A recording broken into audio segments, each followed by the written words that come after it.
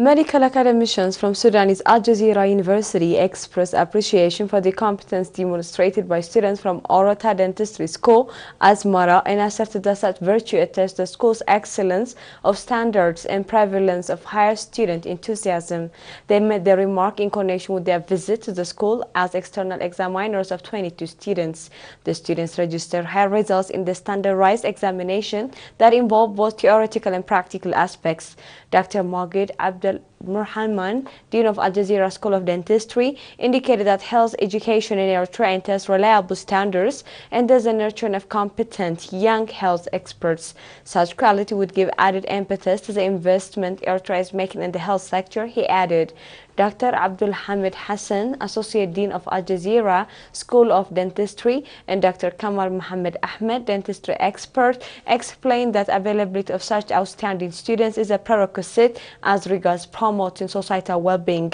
Likewise, Dr. Nasser Mohammed Ahmed and Dr. Hashim Mohammed lauded the students' ethical compassion and sense of discipline and expressed conviction that Orota Medical School's curriculum would draw exemplary image in the future. Dr. Gammar Ahmed Suleiman and Dr. Amir Elgal on their part stated that the competency of the students also proves the hard work and high profile of the lecturers. The team of the Sudanese academicians has been investigating the activities of our university closely, and our students are often examined by them before leaving for their internship, said Professor Anda Mariam Gabriel Mikhael, Dean of Orota School.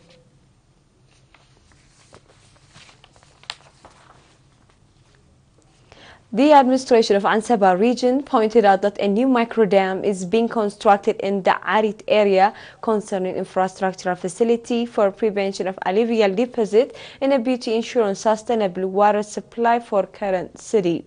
Mr. Zari Gaber Hedrai, acting head of engineering services and project management in the administrative office, disclosed that the construction of the microdam, which is capable of impounding more than 400,000 cubic meters of water, has gained momentum in line with the funding of the administration and popular input involving participation of the members of the People's Army.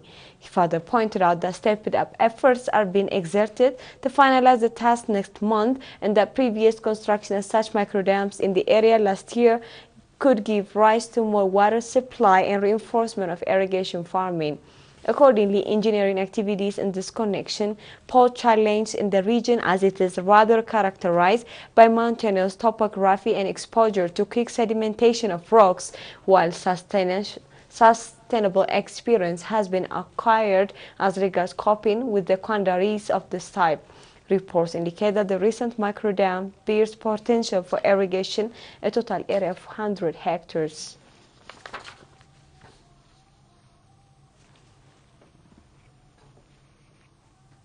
The NEW members in Germany held 20th conference last weekend. Reports presented focusing on 3-year accomplishments in the course of the meeting, where a total of 125 members from 27 German cities took part, while the related merits and demerits were scrutinized thoroughly. The participants further elected a new committee that would serve for the coming 3 years and put forth views on a number of issues. Present in the meeting were the Eritrean ambassador to Germany, Mr. Petro Tsagai, PFDJ and YPFDJ representatives, as well as members of the Eritrean National War Disabled Veterans Association. Meanwhile, the union's members extended financial support to the ANWVA, equaling €13,794, which was accumulated through event-based fundraising activities, according to reports.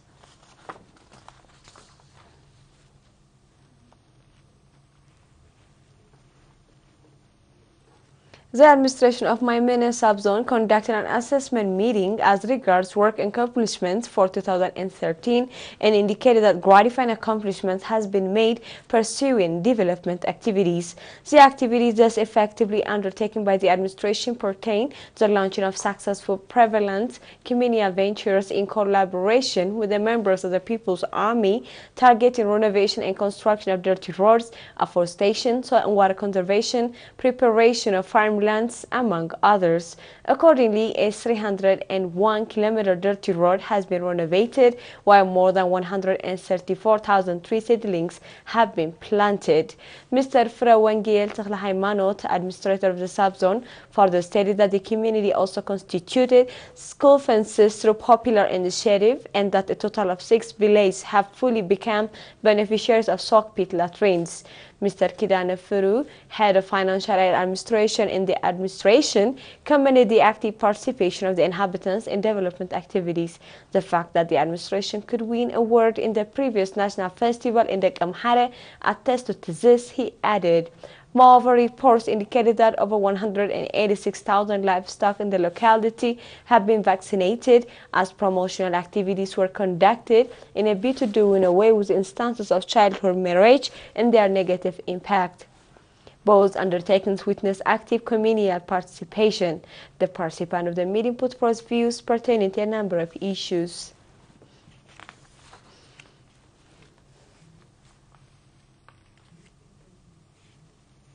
The inhabitants of adi-nefas village, Akhriya subzone, are engaged in soil conservation with a view to promoting environmental stability and raising agricultural outputs.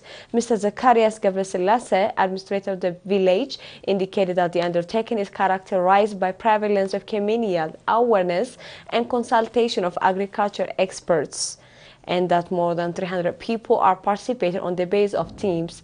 Likewise, Mr. Mekonnen Belai, a member of the Village Development Committee, asserted that an initiative of this type is vital as regards promoting the culture of work in ensuring its primary input in connection with the issues of environment and harvest. He also stated that active popular participation is being witnessed in the process.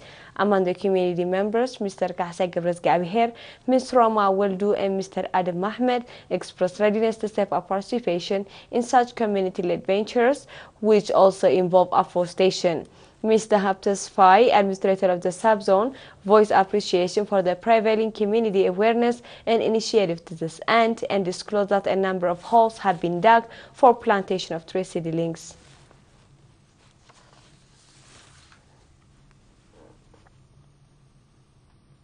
A total of 18 breadwinner women in the Kamhara city obtained 1-year training in weaving and tailoring. Speaking at the graduation ceremony, Mother Tirhas Tadese, head of the training center, explained that the training course was organized with a view to improving the livelihood of such women on the basis of equipping them with skill, know-how, and lauded the enthusiasm of the trainees. She also called on them to utilize the opportunity as a stepping stone to a better income. A representative of the beneficiaries indicated that the training center also involves moral uplifting and cordial environment, and asserted that they would strive to fully support their families financially.